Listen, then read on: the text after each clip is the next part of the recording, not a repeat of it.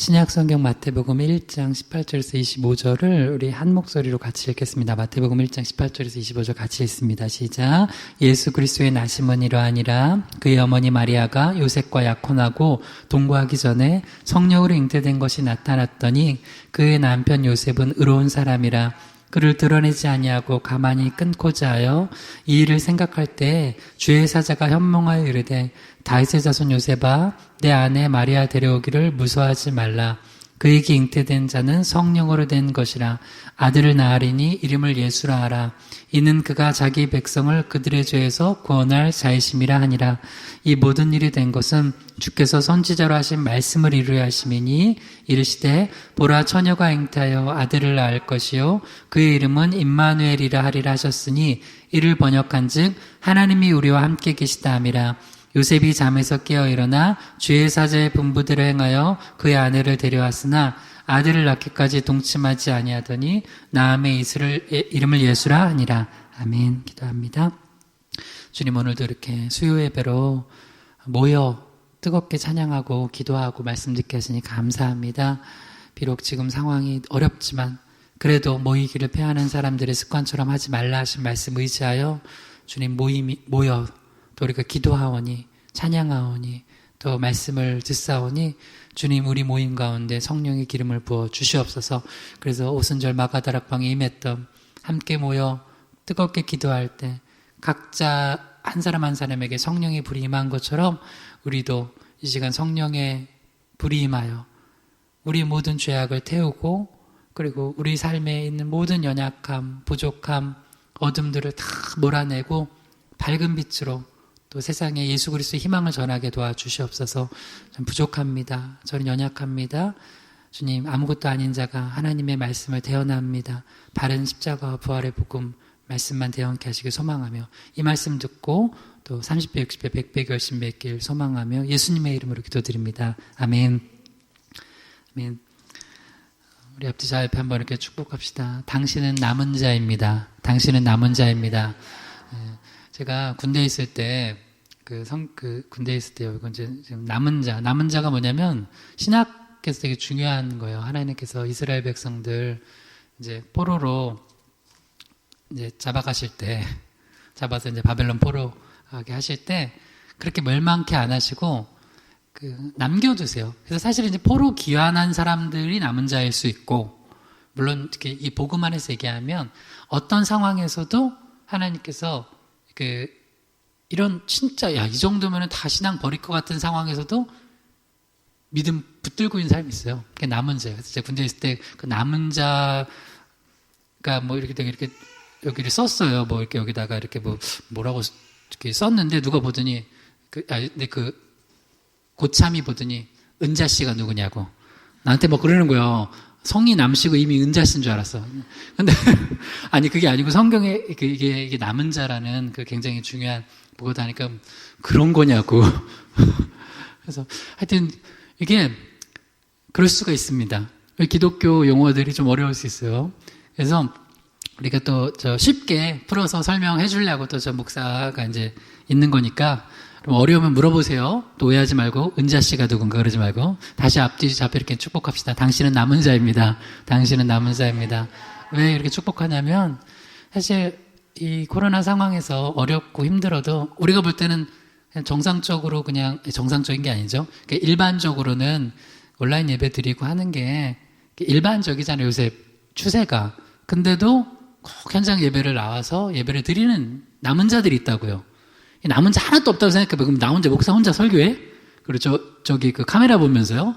성도님들 안녕하세요. 이러면서. 여러분, 남은 자 끝까지 됩시다. 할렐루야. 그리고 우리 남은 자 되어서 주일에도, 지난 주일에도 전도하는데, 우리 권사님 수요 밴드에 올라와 있나요? 전도 선교 보고, 지역 선교 보고 매월 마지막 주일 끝나고 지역 선교 보고 짧게 한 30분 정도 해요. 그거 한번 보세요. 그거는 유튜브에 올리지 않고 그냥 밴드에 있고 나중에 좀 시간 지나면 사라져요. 근데 지난 주일 걸 한번 보세요. 얼마나 은혜가 넘쳤는지. 내가 막 은혜 받고 눈물이 나가지고 제대로 전도 보고를 못했어요. 다 이렇게 마무리를 잘해야 되는데 그냥 아멘 모든 영광 하나님께 올려드립니다 하고. 그러면 여기서 우리가 이렇게 전도를 하면은 막 요런 때 전도하면은 우리 맞을 것 같죠? 한 번도 안 맞았어요. 물론 이제 욕은 좀 먹었어요. 욕은 어떤 분들 욕은 하는 사람이 있어요. 그러나 개도 짖고, 개가 그냥 얼마나 짖어서 전도하는데 물론 개가 뛰쳐나올 건 아니지만 너무 커서 제가 나사렛 예수 이름으로 지난주에는 제 개야 입을 다물지어다. 진짜로 이거 여러분이 웃으려면 웃어도 돼요. 진짜 개가 입을 다물더라고. 그래가지고 잘 이렇게 꽂아놓고 왔어요. 꽂아놓고. 그리고 다들 받아들이고, 심지어 지난번에 전도할 때 그랬다며요. 불교도인 분들도 뭐 이딴 거 주냐고 안 그러고, 내가 불교인데 받아도 되냐고. 하여튼 뭐 보세요. 하여튼 그래요. 그렇게 우리의 복음을 지금 기다리는 사람이 있어요. 그래서 전도의 남은 자가 되고, 예배의 남은 자 되고, 기도의 남은 자 되고, 찬양의 남은 자 됩시다. 할렐루야. 우리 한 번 더 축구 올게요. 당신은 남은 자입니다. 당신은 남은 자입니다. 그래서 누구 주변한테, 사람들한테 얘기를 해요. 너무 뺀찌거리는 사람들은, 야, 너도 남은 자야. 또 은자씨 누구냐고 그러면은, 야, 너도 남은 자 돼서 이 시대에 불을 밝혀야지. 성경에 보면 그 남은 자들이 불을 밝힌 거예요. 예를 들어서 엘리 시대 때는 남은 자가 누구예요? 홈리 비나스 남은 자 아니고 사무엘. 남은 자예요. 그렇게 남은 자들이 한 명씩 남아가지고 하는 거예요. 저기 때는, 노아 시대 때는, 노아. 그런 거예요. 그리고 사사 시대 때는 그 사사들 한 명씩, 그 남은 자들 한 명이 남아서 다시 부흥의 불길을 이렇게 지피는 거지. 우리는 맨날, 뭐 이렇게 상황도 이런데 맨날 상황 탓하면은 뭘 어떻게 하겠어요. 그러니까 항상 내가 남은 자다. 그래서 여러분, 이 시간 남은 자로서 예배드리는 거 제가 축복하는 거예요. 예수님의 이름으로 축복합니다. 말씀의 제목을 한번 따라해 보겠습니다. 성숙한 신앙인. 오늘 이제 마태복음 1장 18절에서 25절 본문으로 성숙한 신앙인 8번째 시간 갖도록 하겠습니다. 이제 크게 3가지 살펴보고 있는데요. 삼각형 생각하시고요. 맨 위에 하나님, 그다음 밑에 이제 자신과 타인이 있어요. 이제 그 삼각형 그 꼭지점 맨 위에 하나님을 향해서는 나는 어떻게 신앙인으로서 이제 어떤 영적인 자세를 갖고 살아가야 되는가를 보고 있어요. 성숙한 신앙인은 하나님의 말씀에 순종한다는 거예요. 어떤 사람은 맨날 순종 안 하고 불순종해. 하나님과의 관계인데 늘 교회도 나오고 말씀도 듣고 해요. 근데 하나님이 말씀하시는 거를 어떻게 하면 불순종할까? 그쪽으로 가는 사람이 있어요. 그리고 어떤 사람은 이제 하나님 앞에 이제 작은 거 하나라도 하나님이 나한테 지금 뭘 요구하시는가 그거를 이렇게 깨어서 듣고 그걸 순종하는 거예요. 그러면 그 사람이 한 주, 한 달, 1년, 1년 지나면 성숙하지 않을 수가 없어요. 근데 신앙의 성숙이 없다는 건 뭐냐면 말씀은 듣되 순종을 안 하는 거예요. 근데 순종 큰 거 갑자기 하라고 하면 못하니까 작은 것부터라도 해보세요. 그래서 제가 맨날 뭐예요? 설교하다가 숙제 냈잖아요. 뭐 예를 들어서 숙제 뭐 어려운 것도 안 내. 뭐예요? 자, 우리 자녀들한테 사랑한다고 해줍시다. 그게 어려워요? 그게 어려워요? 쉬워요? 어려워요? 이게 뭐가 어려워? 그리고 조금 어려운 거 가끔 시킬 때 있어요. 요건 좀 어려울 수 있어요. 예를 들어서 사랑하는 자녀들 안아주면서 기도 한번 해주라고 뭐 이런 거. 그러면 그거는 우리 아들이 되게 싫어하는데요. 딸이 싫어. 그런 분도 있어요. 그러면은 그 관계를 순종하면서 한번 또 내 왜 이렇게까지 관계가 됐는지도 한번 생각해 보고 또 회개하면서 하는 거예요. 그러면은 그 작은 게 하나하나 쌓여서 나중에는 이제 큰 것도 하나님 시키면 순종해요. 그러면서 진짜 하나님께서 그 말씀을 또 주시고 순종할 때 또 어떤 은혜 역사들을 일으키시는 걸 알게 돼요. 그러니까 체험적 신앙이 되는 거예요. 그래서 말씀을 받을 땐 내가 순종할 부분이 뭔가를 꼭 봐야 돼요. 그러니까 예를 들어서 이거는 지금 설교지만 여러분 개인 큐티 할 때 있죠. 개인 성경 읽을 때 성경 왜 읽어요? 성경 읽으면 왜 읽어요? 재밌다. 그렇게 읽으려고? 그럼 그건 영화나 드라마죠. 왜냐면 성경을 읽으면 반드시 그냥 아주 쉽게 여러분 성경 묵상했어요. 뭐 예를 들어서 그냥 창세기 1장을 읽었어요. 그러면은 지식만 있으면 안 돼요. 하나님이 빛이 있으라 그러니까 빛이 있었구나. 그러면 그거는 그냥 지식이에요. 반드시 거기 창세기 1장을 읽었으면 창세기 1장에서 나에게 순종하라고 하는 게 하나라도 있어요. 그걸 발견하는 거예요. 그리고 그거 하는 거예요. 쉽죠? 참 쉽죠? 근데 그걸 안 해. 창세기부터 요한계시록을 다 읽어도 순종 하나도 안 해. 그러면 그건 지식으로 읽은 거야. 근데도 그럼에도 불구하고 읽는 거는 잘하는 거예요. 그러니까 또 저는 순종 안 하니까 안 읽을게요. 또 이렇게 하면은 또 이건 또 아주 무슨 심보야 이거. 못된 심보예요. 성경 읽으세요. 읽다 보면은 또 순종할 게 보여요. 그러니까 이제 성경을 제대로 읽고 말씀을 들었다는 건 아주 작은 것 하나라도 나에게 순종하라고 한 것 있죠. 그걸 하는 거예요. 그러면은 우리 신앙이 반드시 성숙되게 돼 있어요. 그래서 이제 여러분이 예를 들어서 어떤 분들 볼 때, 저분은 신앙생활 되게 오래 한 것 같은데 왜 이렇게 저렇게 미성숙해? 이제 신앙생활 한 1년 한 사람보다 더 미성숙해. 성령의 열매 하나도 없어, 막. 순종을 안 해서 그래요. 말씀을 듣기만 하고 순종을 안 하니까 잘하질 않는 거예요, 영적으로. 근데 하나하나씩 해보면 어느 순간에 본인도 느끼지만 본인이 못 느끼는데 주변에서 얘기를 해요. 집사님 좀 달라진 것 같아. 권사님 좀 달라진 것 같아. 목사도 그런 소리 들어야 돼요. 목사님 좀 달라진 것 같아요. 안 좋은 쪽으로 말고 좋은 쪽으로. 네. 목사님 좀 달라진 것 같아요. 계속 비트코인 얘기만 해요 요새. 그럼 그거 이상하게 달라진 거예요. 네. 달라져야 돼요. 목사도 사실은 뭐 완벽해서 목사 안수 받나요? 제가 2008년도에 안수 받았거든요. 2008년 4월에. 그리고 지금 몇 년 지났어요? 그러면 13년 지났나? 12년? 난 수학이 약해요. 이건 수학도 아닌데. 하여튼 그 기간 동안 봤을 때 내가 처음 2008년도에 목사 안수 받고 그때가 제일 뜨거웠으면 안 돼. 보통 목사들이 그때 제일 뜨거워. 안수 받았을 때 막 눈물 콧물 흘리면서 주여 내가 이제 평생 주를 위해 헌신하겠나이다 하고서는 그 뒤로 가면 갈수록 믿음 떨어지는 목사 되면 안 되잖아요. 더 날로 우리 신학교 다니는 전사님도 신학교 1학년 때보다 2학년 때가 3학년 때가 더 성령 충만해야 됩니다. 할렐루야. 우리 신앙생활이 그런 거예요. 근데 그러려면 말씀에 순종해야 된다. 그러면 오늘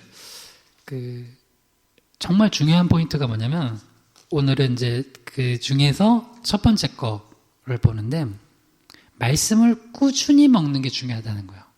말씀을 꾸준히 먹는 거. 본문을 그냥 쭉 한번 읽고 한번 볼게요. 마태복음 1장 20절에서 21절 읽어봐요.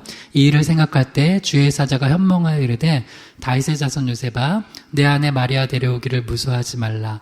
그에게 잉태된 자는 성령으로 된 것이라 아들을 낳으리니 이름을 예수라 하라. 이는 그가 자기 백성을 그들의 죄에서 구원할 자이심이라 하니라. 여러분 아까 작은 순종을 잘해야지 큰 순종도 한다고 그랬는데 지금 요셉에게 하라고 한 순종 정도를 여러분이 할 수 있겠어요? 쉽지 않죠? 근데 했어요. 그러니까 이 순종의 깊이가 다른 거예요. 믿음에 따라서. 요셉이 이걸 해. 요셉이 아내 마리아 데려오기를 난 무서운데? 난 싫은데? 그러니까 아마 그 요셉의 마음속에 있었던 그 마음의 핵심 감정이 두려움이었던 것 같아요. 그러니까 주님이 두려워하지 말라는 거예요.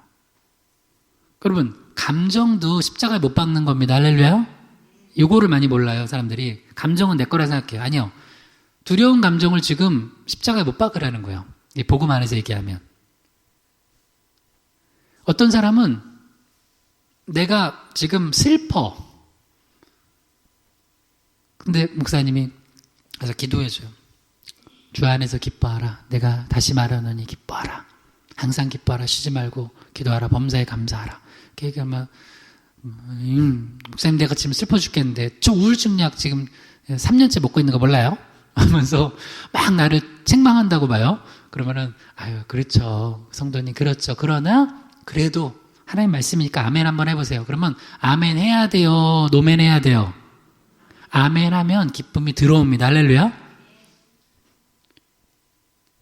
진짜예요. 성경 말씀에 어느 날 갑자기 이 성경 말씀이 왜 놀랍냐면 이거는 지식이 아니라 영의 말씀이기 때문에 그걸 지식과 혼의 차원이라 영의 차원으로 받아들이잖아요. 그게 임해요. 그러니까 이렇게 한 단계 한 단계 올라가는 것도 있지만 어떨 때는 그냥 위로부터 임하는 거야. 딱. 그래서 한 방에 뒤집어 버려요. 사도 바울 한 방에 뒤집어 버리잖아요. 하나님이. 십자가 강도 한 방에 뒤집어 버리잖아요. 그러니까 영적인 건 그 프로세스가 하나님 강력하게 임할 땐 그렇게 된다는 거예요. 그래서 여러분 성령을 믿으세요. 할렐루야. 나는 성령을 믿사오며. 성령을 믿으세요. 그 성령님을 구하세요. 여기서 보면 두려운 감정이에요. 두려운 감정 자체도 순종하라는 거예요. 말씀에. 또 두려워하지 말고 데려오라는 거예요. 근데 만약에 내가 그 두려움에만 계속 집중해 있으면 마리아를 데려왔어요? 못 데려왔어요. 그러니까 마리아가 진짜 요셉은 마리아를 진짜 사랑했던 것 같아요. 이렇게 지금 남의 애는 아니고 이제 아직 모르니까 하여튼 그 했지만 정말 이 여인을 죽이고 싶다는 마음까지는 안 들었어요. 그러니까 사랑했던 거야. 그런데 두렵긴 했어요. 왜? 지금 상황이 설명이 안 되잖아요. 그리고 이 여인을 잘못 데려왔을 때 또 이 여인이 잘못해서 죽을 수도 있고 또 나도 또 어려움을 당할 수도 있고 또 이제 우리가 두 번째 그렇게 살펴본 거 이 여인을 왜 안 데려왔다고 했어요? 이 여인을 데려오는 순간 이제 일단 다른 남자의 아이를 뵌 거라고 생각했을 때는 이게 간음이 되는 거예요 또. 그러니까 여러모로 모든 게 두려운 거예요. 근데 하나님께서 뭐라고 해요? 요셉한테 그 두려움의 감정도 내려놓으라는 거예요. 여러분 이건 되게 큰 도전인데요. 많은 사람들이 감정은 내 거라고 생각하고 감정은 하나님 앞에 내려놓지 않아요. 십자가 앞에 내려놓지 않아요. 말씀 앞에 내려놓지 않아요. 그러니까 맨날 그 감정이 오늘 아침부터 밤까지 요동치는 대로 살아가. 여러분 두려워하지 마세요. 할렐루야. 두려워하지 마세요. 두려워하지 마세요. 그리고 예를 들어서 어떤 사람이 누가 되게 미운 마음이 있어요. 그러면은 그 미운 마음 하나님 십자가 앞에 내려놓는 거예요. 어떤 때는 지난주 제가 전도할 때 왜 내가 감동이 됐냐면 사실 내가 지난주 컨디션이 그렇게 좋지가 않았어요. 그리고 저녁에 가서 되게 지금 사실 어제까지도 내가 설교 준비하는데 너무 힘든 거예요. 너무 힘들어요. 몸 자체가 몸이 너무 힘든 거예요. 근데 그래서 지난주 그 전도를 하는데 세 팀으로 나눴는데 제가 운전하고 우리 팀에 이제 권사님 집사님 부부가 이렇게 하는데 참 이게 은혜인 게 이 동역자가 중요한 게 이게 내가 말은 안 했는데 내가 힘든 줄 알았는지 권사님이 목사님은 이 차에 좀 계시래. 그리고 본인들이 하겠다고. 그래서 때 목사가 있을 수 있나? 내려가가지고 나도 하는데 막 걔가 막 엄청 지저거려. 아까 걔 잠잠하라고 내 걔한테 그냥 예수 이름으로 물론 크게 하진 않고 속으로 한 거예요. 그렇게 하는데 너무 열심히 하는 거예요. 집사님 권사님들이. 이게 동역자가 중요하구나. 그래서 여러분 믿음의 공동체는 있어야 돼요. 그래 살아요. 그래서 나는 어느 때는 우리 팀이 진짜 성령의 충만한 역사가 있었구나 할 때가 있는데 그냥 사람들 별로 못 만나고 주로 이제 집에 넣어놓고 온 거예요. 그리고 비대면 전도 한 거예요. 근데 다른 팀들이 막 너무 은혜의 역사가 있는 거예요. 그걸 보면서 여러분 그렇게 생각해요? 내가 컨디션이 안 좋으면 전도할 때 주님이 역사 안 해요? 다시 한번요. 내가 컨디션이 안 좋아. 감정이든 몸이든. 그러면 내가 찬양 인도를 하거나 내가 설교를 하거나 그러면 그 복음이 약화되냐고요. 그렇게 생각하는 바보들이 있어요. 아닙니다. 그건 사탄 마귀가 준 거예요. 내 상황과 상관없이 복음은 능력이 있습니다. 할렐루야. 그러니까 선포하는 거야. 그리고 지난주에 끝나고 또 신방 갔어요. 그죠? 성도님. 가가지고 또 갔다 오는데, 근데 이제 몸은 이제 너무 안 좋은 거야. 몸은 너무 힘들어요. 그래서 힘들었는데, 그게 막 사실 이제 어제 밤까지 이어졌어요. 오늘도 그렇지만. 근데 막 찬양하다가 내가 막 은혜를 받았어. 찬양하고 기도하다가 오늘도 기도도 막, 그래서 우리 또 전사님이 더 큰 은혜로 찬양 인도와 기도해 주시 믿습니다. 네. 우리 애기도, 설아도 얼마나 예배 잘 드려요, 지금. 할렐루야입니다. 하여튼, 그래서 동역자들이 참 귀하다. 그 생각도 들고 또 하나, 내가 이제 지난 전도 보고 들으면서도 이거예요. 감정과 상관없이, 내 상황과 상관없이 하는 거예요. 그러면 하나님께서는 역사하시는 거예요. 그러니까 특별히 여러분, 주위에 직분 맡은 사람들 있죠. 그런 사람들은 좀 강건해야 돼. 뭐가 강건하냐면, 건강하면 좋겠지만, 건강하지 못하더라도 영이 강건해야 돼. 영이 강건하면 혼과 육이 그 안에서 영으로 지배받아서 잘 감당할 수 있어요. 근데 요셉도 제일 두려운 게 뭐냐면 마음이 지금 혼과 영이 지금 이게 혼란스러운 거예요. 두려움의 감정에 사로잡혀 있는 거예요. 근데 주님이 순종해. 두려워하지 말고 데려오라는 거예요. 무서워하지 말래요. 그 무서움 두려움에 사로잡혔으면은 아내 마리아 못 데려와요. 근데 그 감정을 탁 내려놓고 순종하고 데려오라니까 데려오는 거예요. 그러니까 요거 되게 중요한 부분 다시 한번 강조합니다. 그리고 그래서 성령으로 잉태된 것이라 이렇게 그 다음에 이제 뭘 얘기하냐면 이제 성령으로 잉태됐다고 하잖아요. 이제 이 말씀이 왜 중요하냐면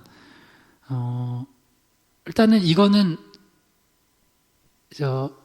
요셉한테 있어서 지금 일어난 일 자체가 마리아나 너의 어떤 잘못이 아니라는 거예요. 여러분 때로는 우리 삶에 일어나는 어떤 고난들이 어떤 건 우리 잘못 때문에 하나님이 우리를 채찍 드시는 것도 있어요. 분명히 있어요. 그거 없다고 얘기하면은 성경적인 건 아니야. 분명히 있어요. 야고보서 말씀 보면은 어떤 너희들이 병낫기를 기도하라고 하면서 혹시 죄를 지었으면은 회개하고 기도하면은 또 죄도 사해 주신다는 거예요. 그러니까 분명히 한 축이 있어요. 그러나 어떤 부분은 내가 그렇게 지금 마리아와 요셉처럼 그런 잘못이 그런 게 아닌데도 내 삶에 불어닥치는 고난과 어려움이 있다는 거예요. 근데 그거를 그렇게 말씀 안에서 확인하는 게 왜 중요하냐면 그래야지 그 다음 또 순종을 해요. 그러면서 또 하나의 순종하러 간 게 아들을 낳으린 이름을 예수라 하라고 그래요. 이름도 정해줬고 이것도 순종했어요. 그 다음에 읽어봐요. 마태복음 1장 22절에서 23절이요.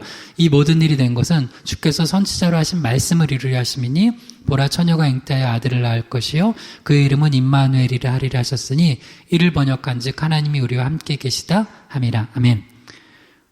이 모든 일이 된 게 왜 된 거라고요? 하나님께서 선지자를 통하여서 이 선지자는 누구예요? 이사야 선지자였죠. 이사야 선지자를 통해서 예언하신 거, 말씀하신 거를 지금 이 시점에 너네 부부를 통해 이루려고 그래. 하는 거예요.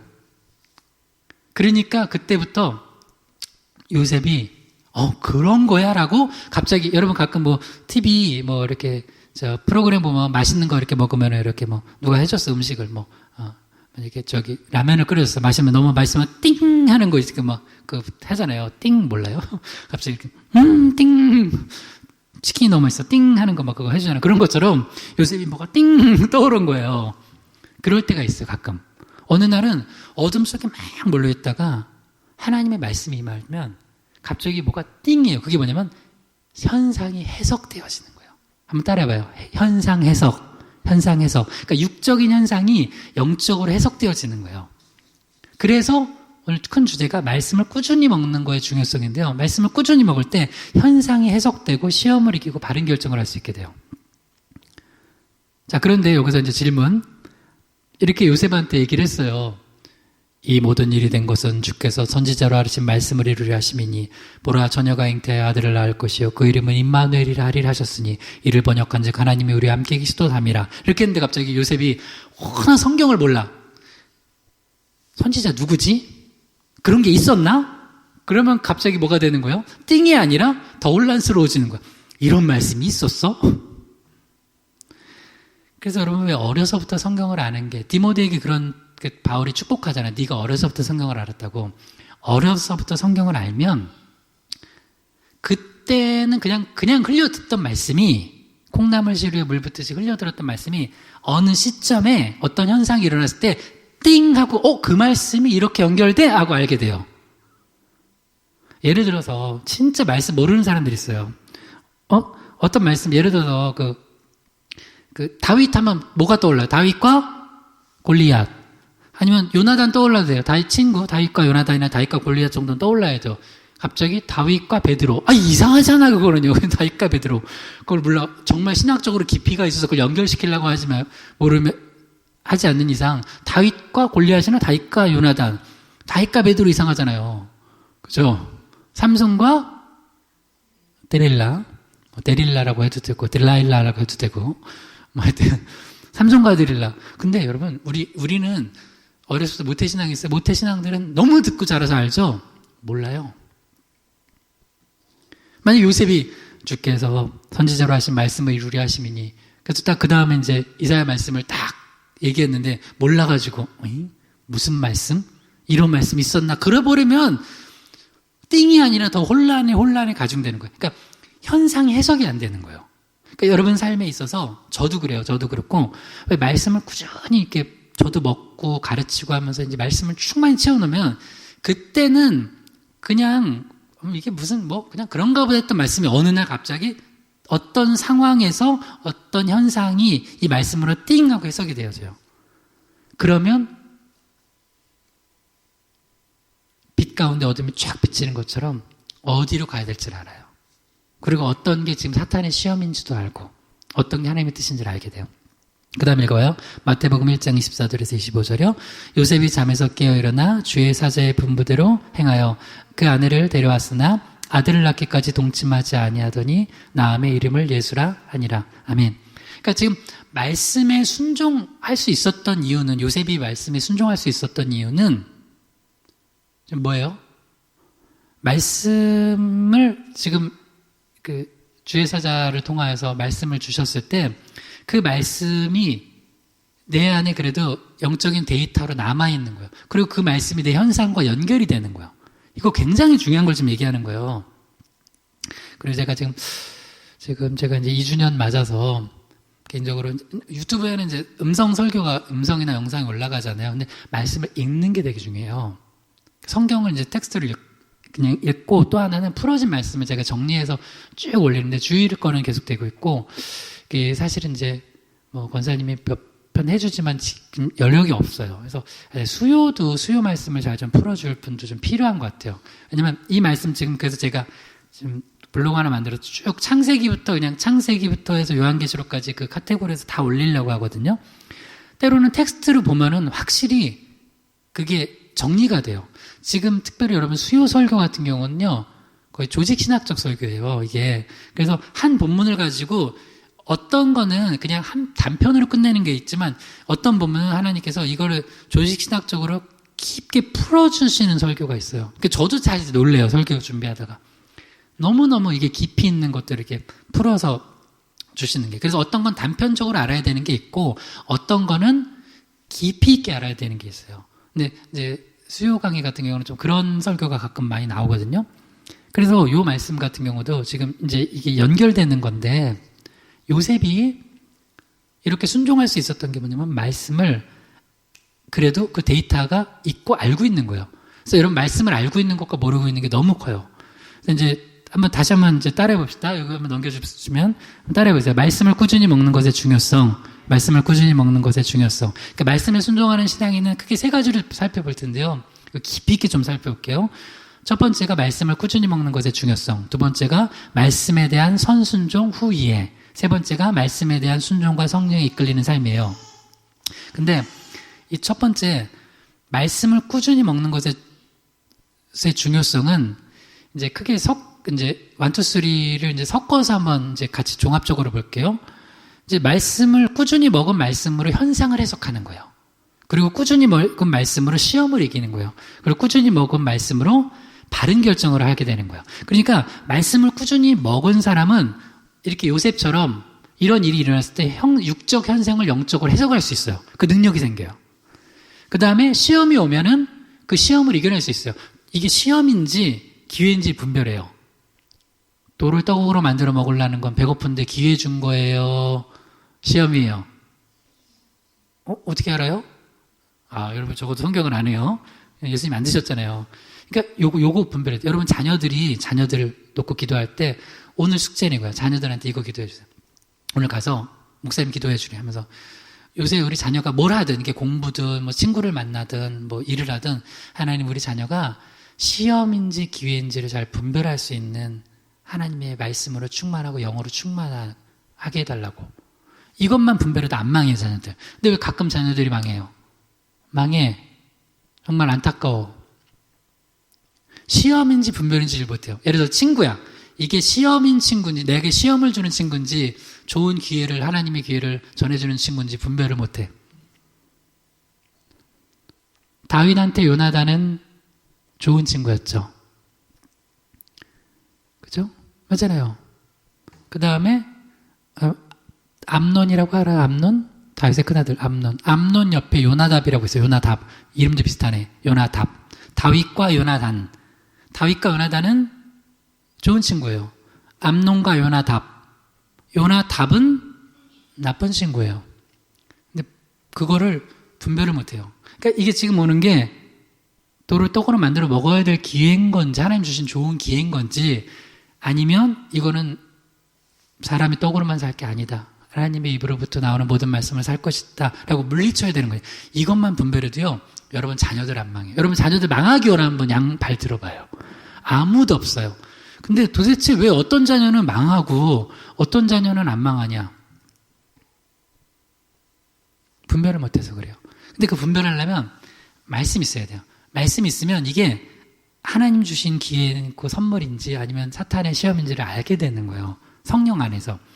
그래서 말씀을 꾸준히 먹은 말씀으로 시험을 이기고 마지막 그랬기 때문에 꾸준히 먹은 말씀으로 바른 결정을 하는 거예요. 한번 따라해 봅시다. 현상에서 시험 이김, 바른 결정. 이 세 가지 이 키워드를 가지고 이제 말씀을 쭉 들어보세요. 자, 이사야 7장 14절 읽어봐요. 시작. 그러므로 주께서 친히 징조로 너에게 주실 것이라. 보라, 처녀가 잉태하여 아들을 낳을 것이요 그의 이름을 임마누엘이라 하리라. 아멘. 자, 이 말씀이 기록된 말씀이 지금 띵 하고 누구에게 지금 임한 거예요? 요셉에게 그리고 마리아에게 그리고 이제 그 마리아 뱃속에 있었던 우리 아기 예수님께 그 가정에 임한 말씀이에요. 그 가정을 통해서 하나님께서 오래전 선지자가 예언했던 그 말씀이 이루어지는 거예요. 사실은 뭐 이사야뿐만 아니라 아브라함부터 해서 창세기 처음부터 해가지고 모든 끝까지 요한계시록까지 우리 인류가 타락한 이후에 예수 그리스도를 보내주시기로 작정하시고 그 예언하신 걸 성취하는 그런 내용이잖아요. 그리고 주님 십자가 죽으시고 부활하시고 승천하시고 다시 오실 것까지 앞으로 이제 이루어질 일까지. 그러니까 여러분 성경만큼 온 우주를 담고 있는 게 없어요. 어떤 대단한 책도. 그래서 누가 그러더라고요. 남자들은 삼국지를 읽어야 되는데 그래서 정치나 그 직장에서 삼국지를 봐야지 거기 살아남을 수 있대. 그래서 굉장히 삼국지를 어떤 분이 집사님 나한테 목사님 삼국지를 꼭 읽어야 된다. 그래서 내가 성경을 읽으시라고. 삼국지 읽으면 좋죠. 초한지 읽으면 또 좋고 태백산맥 읽어도 좋고 다 읽어요. 다 두꺼운 거예요. 10권짜리 뭐. 근데 성경처럼 위대한 게 없는 게 그 어떤 게 영원 전부터 영원 끝까지 나와 있는 게 성경 말고 어디 있어요.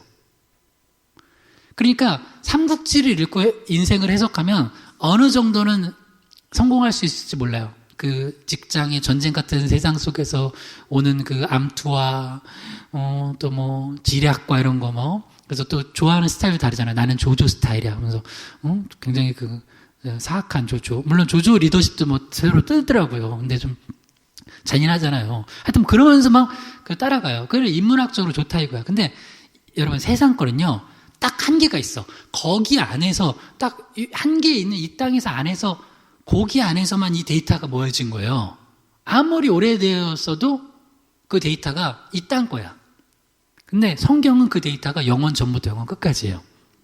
그리고 나와 너의 관계가 아니라 하늘에 하나님께서 역사하시는 거기 때문에 이 성경이 얼마나 귀한지 여러분 이게 띵하고 눈이 떠진 사람들은 정말 성경을 귀중히 여길 수밖에 없어요. 성경을. 그래서 누구한테도 계속 성경을 가르치려고 하고 성경을 읽히려고 그래. 심지어 어떤 분은 성경을 쓰라고. 너가 성경 쓰면 내가 용돈 줄게. 뭐 이런 부모님 많이 계시다면 이건 축복이에요. 축복. 제가 요새 좀 충격받은 게 있어요. 제가 되게 회개했어요. 우리 큰아이가 갑자기 이제 물어봐요. 이사야 55장 뭐 있잖아요, 아빠. 그래서 이사야 55장이 갑자기 생각이 안 나는 거야. 이사야 53장은 알죠, 아빠. 알지. 그 예수님의 순한 내용 아니야. 이사야 55장을 내가 몰라 잘 보니까 이 말씀인데 그게 얘는 내가 아빠가 목사님이니까 몇 장 하면은 다 아는 줄 알아. 그래서 이제 애도 이제 6학년이거든요. 이제 애도 되게 실망하더라고. 내가 미안해. 성경을 또 볼게.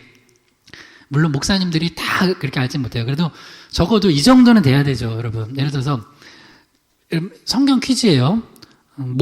모세하면 떠오르는 도구는 삼지선다예요. 1번 방망이, 2번 골프채, 3번 지팡이. 지팡이. 2번 골프채 하면 안 되잖아요. 이 정도 되면 안 되잖아요. 그러니까 엄마들이 자녀들한테 맨날 신앙교육 하는데 적어도 이 기본 상식 정도는 알아야죠. 그래야지 나중에 이 성경 대화를 해요. 그러니까 여러분 어떤 대화를 할 때 육적 대화를 할 거 아니에요. 뭐 학교 일이나 직장 일이나 문제나 가지고 친구 문제나 얘기를 할 때 여러분 이거는 부모님들이 꼭 해줘야 될 거 하나가 뭐냐면 성경을 알려줘야 되는데 그냥 처음부터 성경 공부하자 그러면 다들 막 두 손 들고 싫다 그러잖아요. 그러니까 그의 관심사를 가지고 얘기를 하다가 꼭 성경으로 연결시키는 거예요. 성경을 가지고. 여러분 누구를 만났어요? 커피를 마셔요? 그러면 그 사람 얘기를 잘 들어요. 여러분이 목사님은 아니니까 갑자기 가서 성경 공부하자 이렇게 하긴 쉽지 않잖아요. 근데 커피를 마시면서 얘기를 하다가 그 사람의 어떤 현재 이슈가 있어요. 요셉처럼. 말도 안 되는 일이 벌어졌어. 그러면 그때 여러분은 기도하는 거예요. 성령님, 이 사람을 도와줄 수 있는 말씀이 떠오르게 해달라고. 그러면서 그 자리에서 뭐 그거를 이제 자연스럽게 나눠도 되고, 그 또 나중에 보니까 내 말다가 기도할게. 이 말씀이 떠올랐어 하면서 뭐 몇 장, 몇 절 하고 보내주기도 하고, 뭐 이게 통으로면 뭐 창세기 5장을 읽어봐. 뭐 아니면 로마서 8장을 읽어봐. 이렇게 해주는 거예요. 그러면 그 말씀이 해답이 되는 거예요. 지금 요셉도 봐요. 이게 말씀이 아니었으면 이 현상을 해석할 수 있어요? 없어요? 없어요. 하나님이 아니면 해석할 수 없는 게 있어요. 우리 인생이 그래요. 나면서부터 맹인된 자, 다들 뭐라고 해석해요?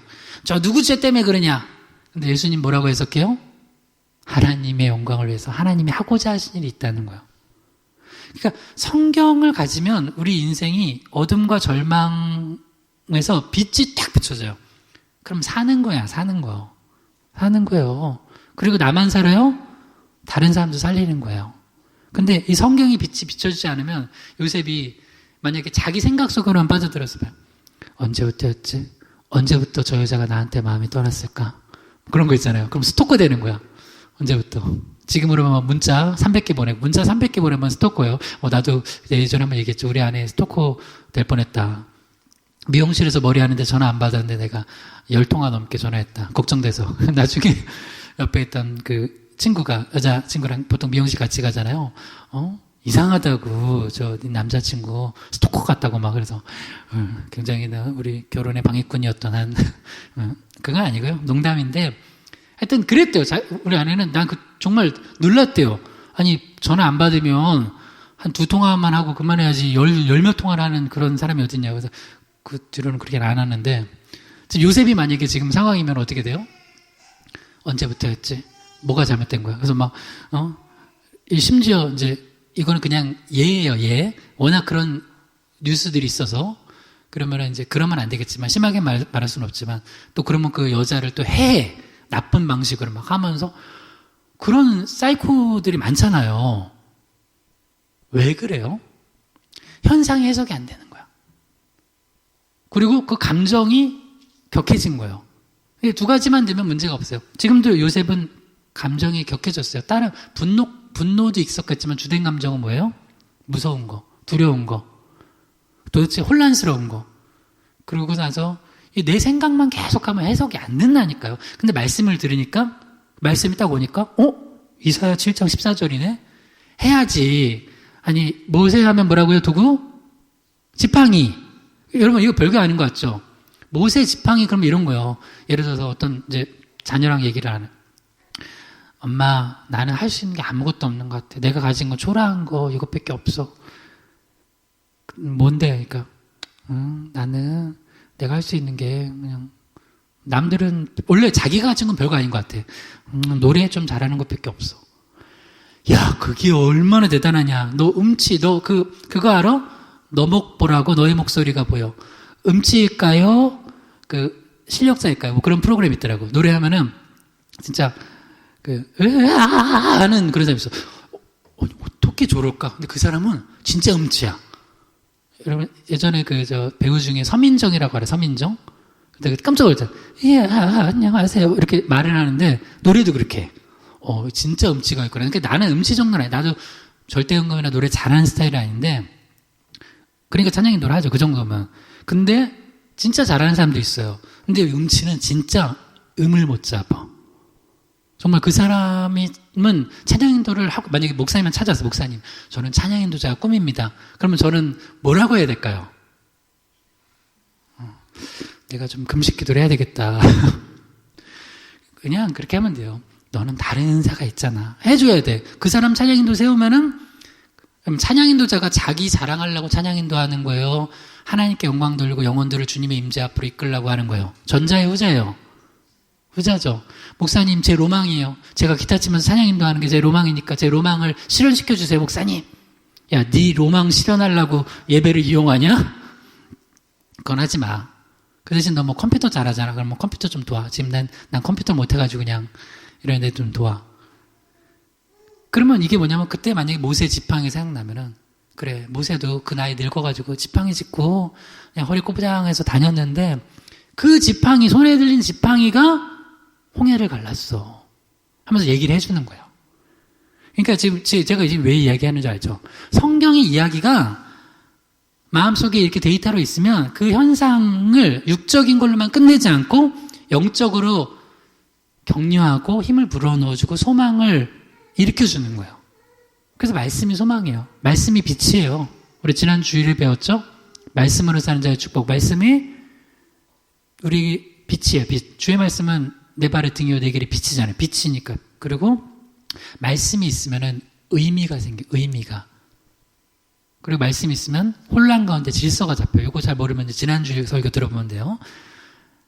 그러니까 여러분이 누군가를 도우려면 말씀이 있어야 돼요. 궁극적으로 도우려면 말씀이 있어야 돼요. 여러분 빵 없는 사람한테 빵을 주는 것도 도움이지만 그거 도와줘야 돼요. 혼자만 막 썩으면 안 되죠. 그런데 그걸로는 한계가 있어요. 그래서 예수님 뭐라고 그래요? 너희들이 썩을 양식을 위해 일하지 말라는 거예요. 오병이의 기적 계속 일으켜주면 좋겠죠. 근데 예수님 뭐라고 그래요? 아니다. 내가 생명의 떡이다. 나를 먹어야 된다 그러잖아요. 그러니까 진짜 궁극적인 도움은 그거예요. 만약에 교회 와가지고 여러분이 얻고자 하는 게 육적인 빵만이라면은 잘못 오신 거예요. 저도 그걸 줄 수 없어요. 근데 저는 궁극적인 예수 그리스도께서 주시는 그 생명을 나는 전달하는 것뿐이에요. 여러분이 각자 받아 먹으면 여러분 삶 속에서 풍성한 축복이 있습니다. 할렐루야. 그걸 믿으시는 거예요. 믿으시는 거. 근데 말씀이 없었으면 요셉은 해석을 못하고 그 다음에 거기서 무너지는 거야. 그 다음에 이건 조금 어려운 내용인데 한번 들어봐요. 말씀이요. 진짜 나는 소망해. 지금 이 수요 설교가 좀 깊이 이렇게 풀어져가지고 이게 약간 이걸 아는 거. 그러니까 여러분이 신학교는 다 다니지 않잖아요. 그래서 제가 뭐 신학교처럼 강의는 하진 않지만 어떤 부분은 신학적 설교를 듣긴 해야 돼요. 중요한 거니까. 성경은 해석하고 적용하는 거잖아요. 근데 해석할 때 부분이에요. 해석할 때. 이사야 7장 14절은 원래 그때 그 말씀에 1차 청중이 있었어요.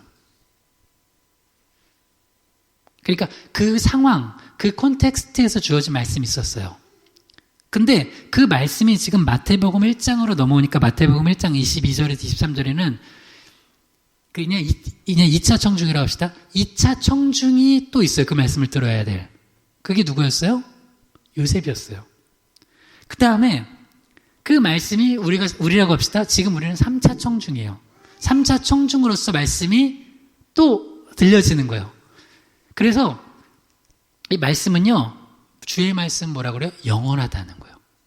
그래서 신학교에서 배울 때 꼭 그런 걸 배워요. 근데 이거는 맞기도 하면서 조심하고 틀린 해석이기도 해요. 어떤 사람은 예를 들어서 예수님의 복음서 보면은 마지막 때 어떤 모습이 일어날 것이냐, 뭐 전쟁이 일어나고 기근, 지진 뭐 일어날 거 한 거에 대해서 그 다음에 뭐 여기 예루살렘 멸망을 예수님 예언하셨죠. 그때 1차 청중은 누구냐면은 당연히 그 당시의 사람들, 유대인들, 그래서 뭐 산으로 피하라 뭐 이런 내용이에요.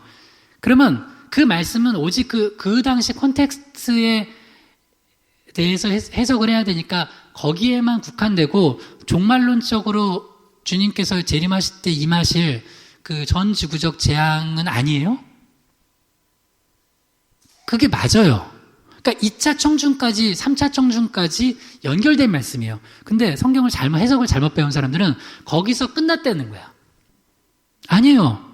그러면은 지금 이사야 7장 14절의 말씀의 1차 청중은 누구냐면 아하스 왕이에요. 이사야 선지자가 아하스 왕에게 준 말씀이에요. 내용은 이런 거예요. 대충 들어봐요. 그냥 나중에 이사야 7장 읽어봐요. 유다 남북이 나눠졌죠. 그래서 남유다의 왕이 아하스 왕이에요. 근데 아하스 왕을 지금 북이스라엘이 침공하려고 그러는데 혼자 침공하는 게 아니라 아람하고 같이 침공해요. 그래서 당시 아람의 왕은 르신이었고 북이스라엘의 왕은 베가였어요.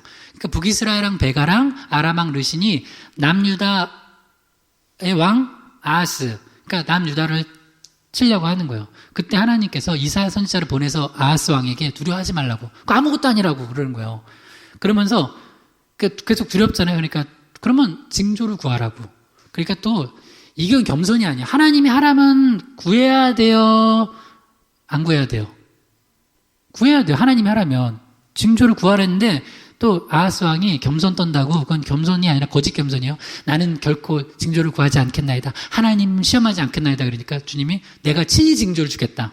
그러면서 나온 말씀이 이사야 7장 14절 말씀이에요. 그리고 뭐 여긴 없지만 제가 조금만 읽어드릴게요. 이사야 7장 14절에서 16절까지 읽어드릴게요. 그러므로 주께서 친히 징조를 너희에게 주실 것이라. 보라, 처녀가 잉태하여 아들을 낳을 것이요 그의 이름을 임마누엘이라 하리라. 그가 악을 버리며 선을 택할 줄 알 때가 되면 엉긴 젖과 꿀을 먹을 것이라. 대저 이 아이가 악을 버리며 선을 택할 줄 알기 전에 내가 미워하는 두 왕의 땅이 황폐하게 되리라. 그러니까 그 1차 청중이었던 아하스 왕은 그 징조를 주님께서 친히 주시면서 그러니까 두려워하지 말라는 거예요. 나만 믿으라는 거예요. 오직 하나님만 의지하라는 거예요. 그걸 이사야 선지자가 지금 1차 청중 누구? 아하스 왕에게 준 거예요. 유다에게 준 거예요. 그럼 거기서 끝났어요? 아니라는 거예요. 그래서 그러니까 여러분 그 유튜브나 어디나 성경 볼 때 성경 해석 제대로 하는지 아닌지 분별해야 돼요. 근데 사실 여러분 모르잖아요. 그래서 신학적 설교 좀 깊이 있는 것도 들어야 돼요. 맨날 쉬운 설교만 들으면 안 돼요. 지금 이거 이해가요? 그럼 성령이 역사하는 거예요. 그래서 지금 2차 청중이었던 이 말씀이 결국에는 그 당시 아하스에게 주신 말씀이지만 또한 지금 이 말씀이 예언돼서 나중에 이루어질 요셉과 마리아와 그 가정에 이루어질 말씀으로 확정시켜 주시는 거예요. 확정시켜 주시는 거예요. 그래서 여러분 항상 말씀을 들을 때는, 우리 말씀을 볼 때는 두 가지가 다 있어요. 그 현재 상황, 그런 얘기 많이 들어봤을 거예요. 현재 그 텍스트에서, 그 콘텍스트에서 뭐라고 말하고 있는지 그러면서 텍스트를 읽는 건 맞아요. 그러나 거기에만 갇히면 안 돼요. 이 말씀은 요셉에게도 이렇게 이사야 선지자를 통해서 아하스 왕이 받아야 될 말씀이고 유다 백성이 받아야 될 말씀이지만 요셉과 마리아가 받아야 될 말씀이며 또한 우리가 지금 받아야 될 말씀이에요. 그러니까 그거를 알고선 우리가 말씀을 보라는 거예요. 그러면 오늘 이제 여기까지만 할 거예요. 근데 이제 마무리해 볼게요. 이해를 하실 거예요. 이 이사야 7장 14절의 말씀이 이제 요셉과 마리아에게, 특히 이제 요셉에게 말씀이 들려졌을 때, 다시 처음으로 돌아가요. 이 말씀이 있어야 돼요. 있어야지 그 말씀이 지금 내 삶에 하나님이 행하려고 하시는 게 뭔지가 이해가 되고 현상이 해석되는 거예요. 그게 없으면 계속 어둠 속에 있는 거예요. 누구만 잡아요? 주로 이제 누굴 잡고 이 아내 마리아를 잡아야 되겠다. 이렇게 되는 거예요. 그러니까 여러분이 사실은 엉뚱한 사람 붙잡고 있는 걸 수도 있어요. 하나님의 말씀이 임하면 전혀 다른 차원에서 해석하고 현상을 해석하고 나갈 수 있는 걸 어느 날 남편만 잡아, 그냥 남편만, 이놈의 남편. 어느 날 아들만 잡아, 이놈의 아들. 어느 날 딸만 잡아. 어느 날 엄마만 잡아. 어느 날 아빠만 잡아. 어느 날 목사님만 잡아. 어느 날 성도님만 잡아. 어느 날 뭐 하여튼 직장에서. 근데 그게 아니라고요. 하나님의 말씀이 임하면 그 현상이 다르게 해석되는 거예요. 그래서 여러분 오늘 이제 중요한 좀 약간 신학적 설교를 했고요. 배웠어요. 성경을 읽으면서도 그 당시 컨텍스트를 잘 보되 지금 또 그게 이제 나중에 신약에서 어떻게 이루어지는지도 보고, 그리고 지금 내 삶에 하나님이 뭐라고 말씀하시는지, 뭐를 순종하시는지 그 현상들 말씀으로 해석할 수 있는 눈이 뜨이기를, 그래서 말씀을 꾸준히 먹기를 주님을 축원합니다. 네, 기도하겠습니다. 네, 제가 기도하고 마칠게요. 하나님 아버지, 이 말씀이 우리를 살리는 말씀입니다. 그래서 세상의 그 무엇보다 이 말씀 소중히 여기고 이 영양식을 우리가 꾸준히 먹음으로 말미암아 우리 삶에 찾아오는 많은 크고 작은 일들을 말씀으로 영적으로 잘 해석해서 어두운 가운데도 빛을 비춰주시는 주님을 우리가 믿고 한 걸음 한 걸음 승리하며 나아가게 해 주시옵소서. 예수님의 이름으로 기도드립니다. 아멘.